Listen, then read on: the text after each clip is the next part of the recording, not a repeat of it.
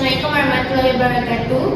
Kami daripada Diploma Teknologi Maklumat, iaitu saya Nuswara binti Ismail, Saya Nurul Atika Fasal binti Muhammad Hanif, dan saya Nadia binti Jamil. dan kami akan membentangkan tajuk falsafah dan isu semasa, iaitu relativisme. Jadi saya yang akan memula pembentangan. Nama saya Nuswara. Saya akan membentangkan tentang teori relativisme. Ia mengatakan bahawa relativisme ni ialah satu fenomena yang menolak sains dan objektif dalam tamadun barat dan menganggap bahawa kebenaran itu berbilang-bilang. Fahaman ini sealiran dengan liberalisme yang mengangkat kebebasan. Apa yang seseorang itu rasakan baik, ia dianggap mulia, moral, sekalipun melakukan perbuatan yang tidak senonoh. Lalu, moral itu ditentukan mengikut selera masing-masing. Apabila kebenaran itu dianggap berbilang-bilang, maka manusia itu akan bebas membuat kerosakan, menyebar fitnah dan sebagainya kerana tidak dicegah.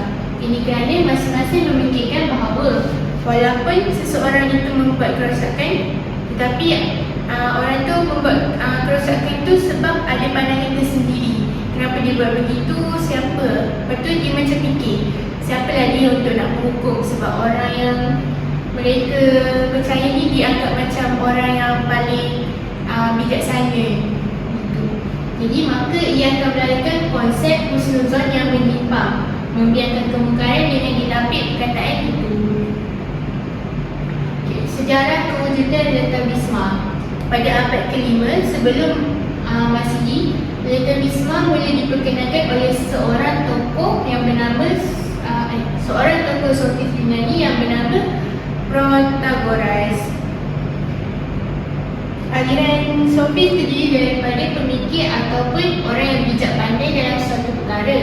Antara tokoh dalam aliran ini ialah Herodotus, Protagoras dan Clodius. Aliran sofis juga dikritik bahawa mereka bukanlah ahli falsafah dan mereka ini banyak melahirkan fahaman-fahaman negatif seperti aliran skeptisisme, subjektivisme dan relativisme.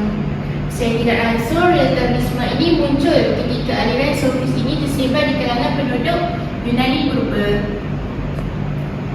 Assalamualaikum dan selamat sejahtera. Nama saya Nurul Atika Fasal binti Muhammad Hanif. Saya akan menyambung pembentangan berkaitan sejarah kemunculan fahaman relativisme ini. Seperti yang Syuhada bentangkan sebelum ni, Syuhada dibagi tahu yang relativisme ni muncul disebabkan oleh seorang tokoh Yunani yang bernama Protagoras. Siapa Protagoras ni? Protagoras ni merupakan seorang yang rajin menjelajah di sekitar Greece sebagai seorang guru. Beliau ni mempunyai ramai anak murid yang datangnya daripada golongan atasan dan kaya raya pada zaman itu, sebab hanya mereka saja yang mampu membayar khidmat guru beliau. Seterusnya, untuk berkaitan fahaman relativisme ini, Protagoras ni ada mengeluarkan satu pernyataan, iaitu man is the measure of all things, yang bermaksud manusia atau individu merupakan ukuran untuk segala sesuatu panca indera, di mana setiap perkara yang ditafsirkan oleh panca indera seseorang akan menghasilkan keputusan yang berbeza-beza. Seterusnya, dengan berkembangnya zaman barat, munculnya fahaman baru, iaitu nihilisme yang diperkenalkan oleh seorang tokoh Jerman, iaitu Friedrich Nietzsche. Di mana nihilisme ini merupakan satu fahaman yang didasarkan dengan fahaman relativisme. Pada ketika itu, fahaman relativisme ini mula dikaitkan dengan masalah keagamaan, kebudayaan dan etika. Kemudian fahaman ini semakin berkembang dan mula mendapat sokongan daripada ahli-ahli antropologi dan tokoh-tokoh barat seperti Ruth Benedict, Edward Merstema dan Hans Reichenbach. Okey, seterusnya pelopor relativisme, iaitu figurani yang bernama Thomas Kuhn. Ia menganggap emosi adalah sesuatu yang juga mengandungi aspek bukan rasional. Misalnya, pertukaran teori di dalam sains bukannya bersandarkan akan faktor rasional atau logika semata-mata, tetapi boleh juga dipengaruhi faktor-faktor psikologi dan sosiologi, dan ini bukannya bersifat rasional. Jadi, beliau tidak mengamalkan unsur relativisme, iaitu tidak mempercayakan sains. Seterusnya, berkaitan faktor perkembangan, di dalam penulisan Abraham Adler artikel Judgment the Use of Science Ethics telah menerangkan antara faktor yang menyumbang kepada perkembangan fahaman relativisme ini adalah disebabkan faktor kepercayaan terhadap peradaban, kebudayaan dan keagamaan adalah buatan manusia sendiri, dan pemikiran manusia sendiri yang semakin kabur terhadap tujuan sebenar. Terusnya, saya akan menerangkan berkaitan aliran dalam relativisme ini. Aliran dalam relativisme ini terbahagi kepada 9 kumpulan dan saya akan terangkan 4 daripadanya. Yang pertama, relativisme antropologis. Relativisme antropologis menggunakan piawaian budaya sendiri untuk pertimbangan budaya lain. Maksudnya, kita ni kan orang Melayu kan. Ini sebagai contoh je. Kalau kita ni orang Melayu, orang kata kalau kita sebelum nak tidur kita kena basuh kaki. Tak adalah macam mengigau ke, mimpi buruk ke, benda-benda buruk berlaku.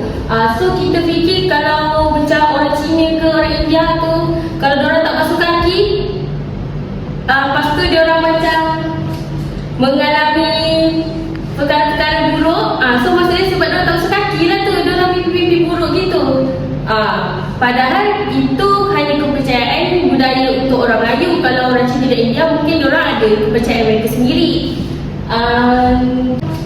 Mengalami perkara-perkara buruk, so maksudnya sebab diorang tak basuh kaki lah tu, diorang mimpi-mimpi buruk gitu.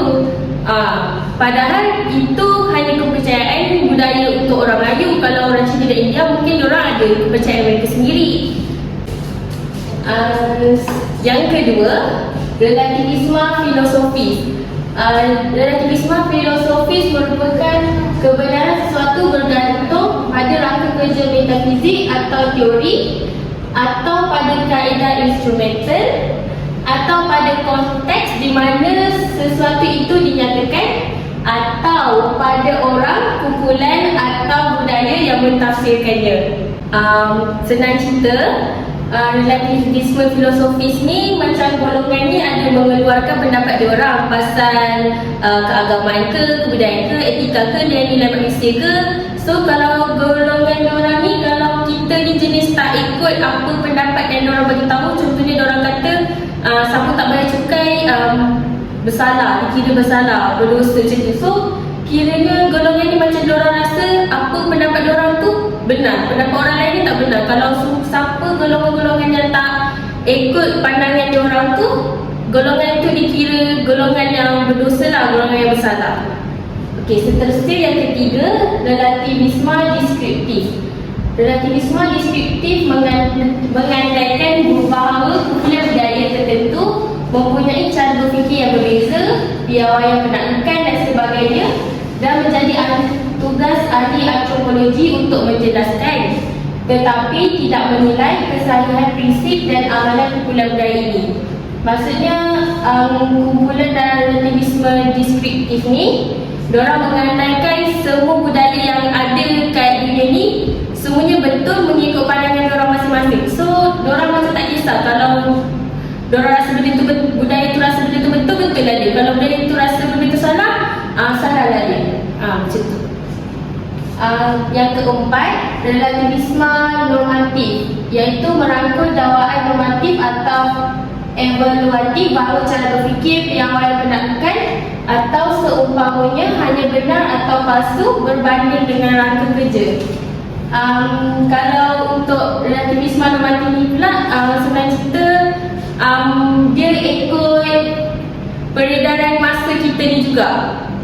Contohnya kalau zaman dulu-dulu, kalau kita ni macam berdua-duaan dengan lelaki, kan orang pandang tak manis. Orang kata, orang dulu kata jangan, perempuan tak boleh keluar rumah malam-malam.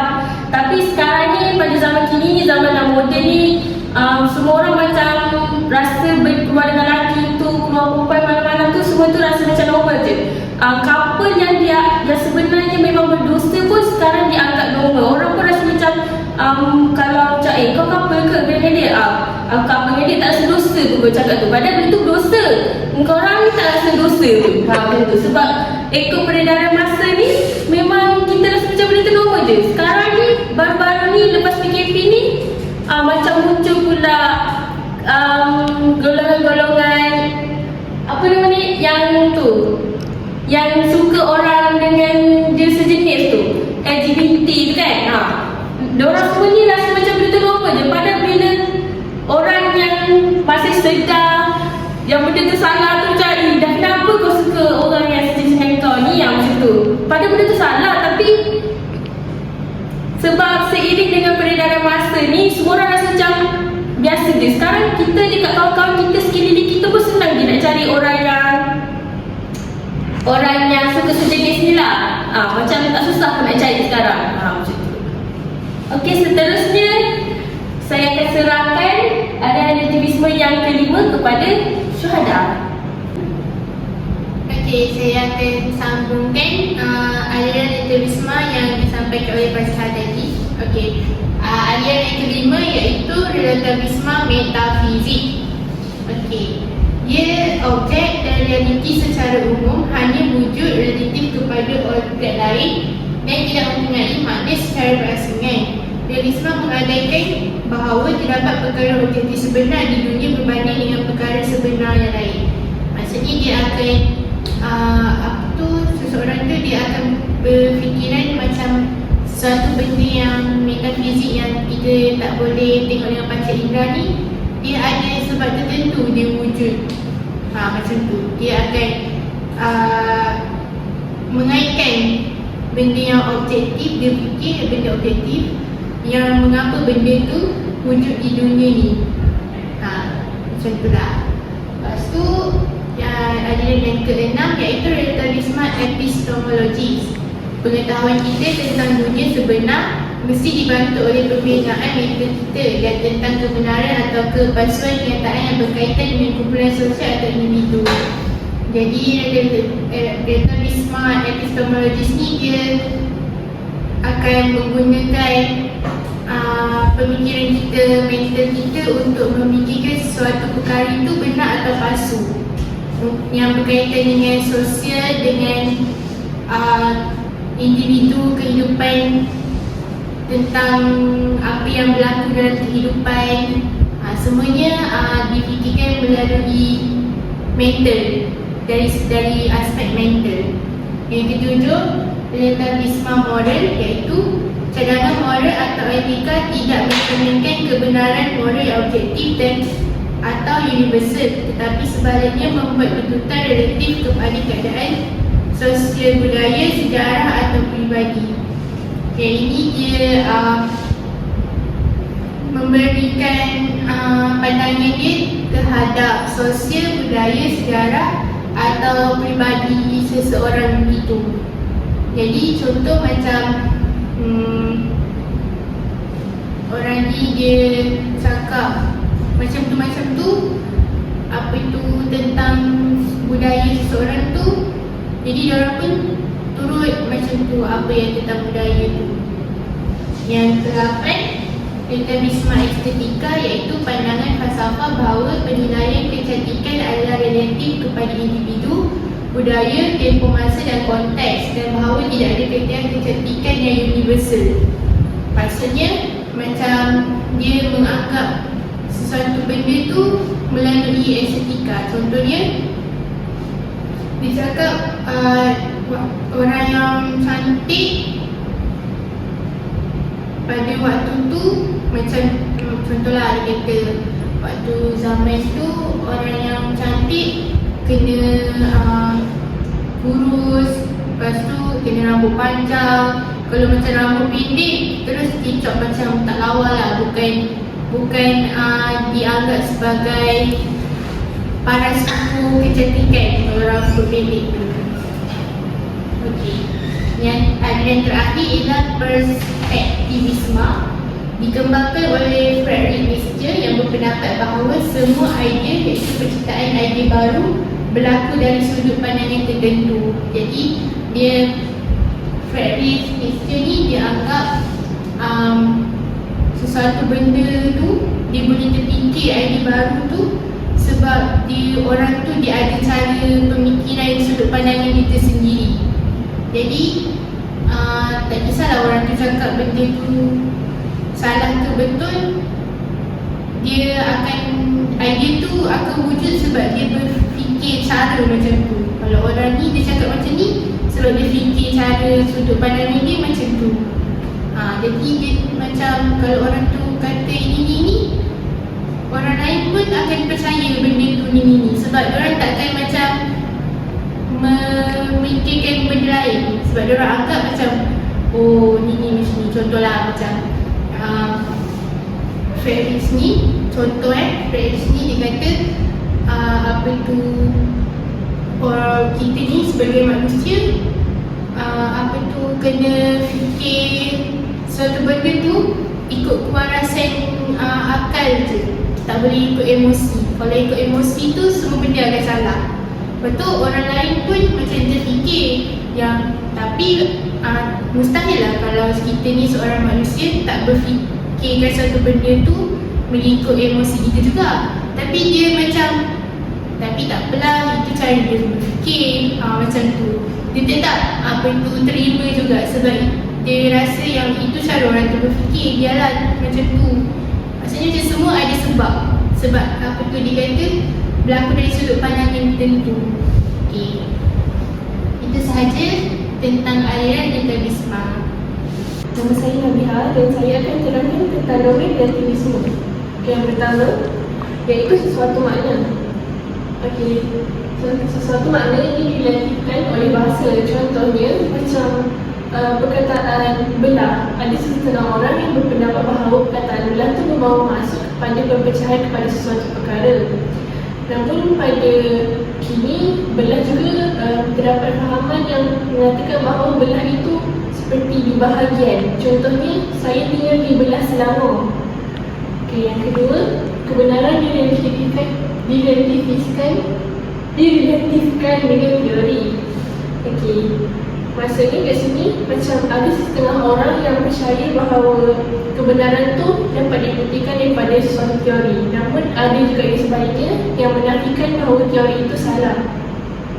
Yang ketiga ialah metafizik yang direlatifkan dengan paradigma saintifik.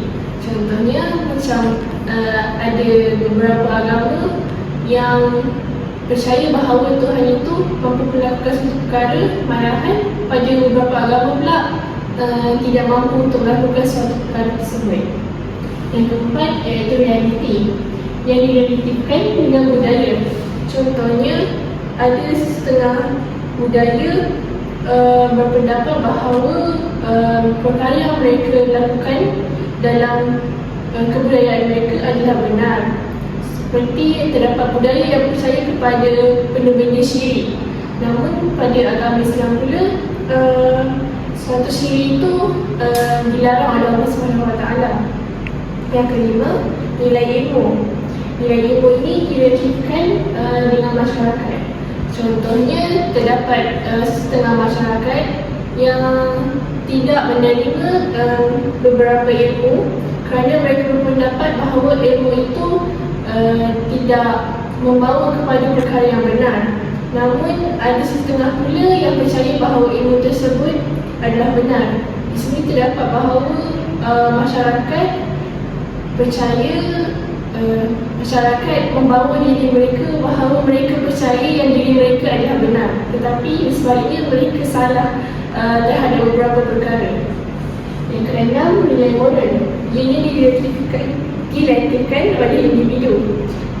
Contohnya, si sikap seseorang yang membuat perkara buruk, terdapat setengah daripada mereka percaya bahawa tindakan mereka adalah benar, namun sebenarnya tindakan yang mereka lakukan itu adalah salah.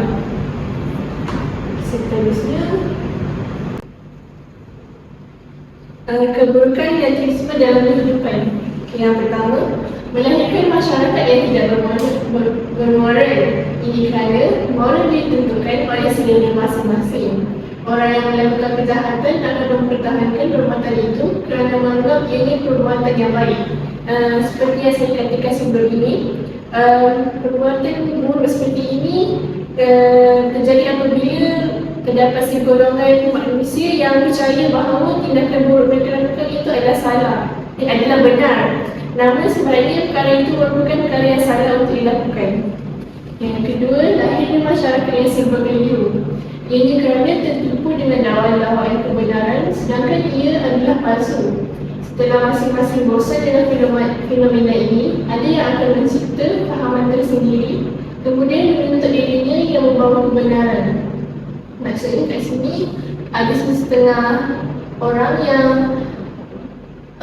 memberikan pendapat mereka pendapat yang benar, namun terdapat akan ada segelintir orang yang menafikan pendapat itu adalah benar kerana mereka percaya dalam diri mereka bahawa pendapat yang dikongsikan itu adalah salah.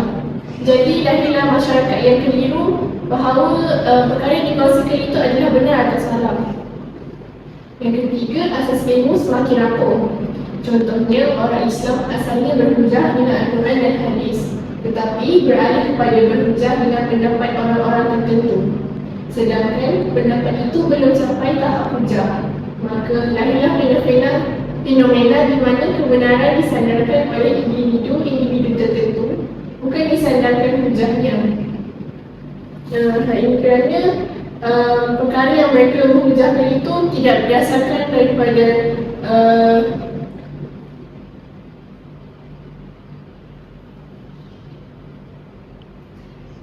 bukti yang mengukur seperti daripada buku ataupun mana-mana naskah yang telah disahkan oleh pihak atasan ataupun ilmuwan pada masa yang lalu.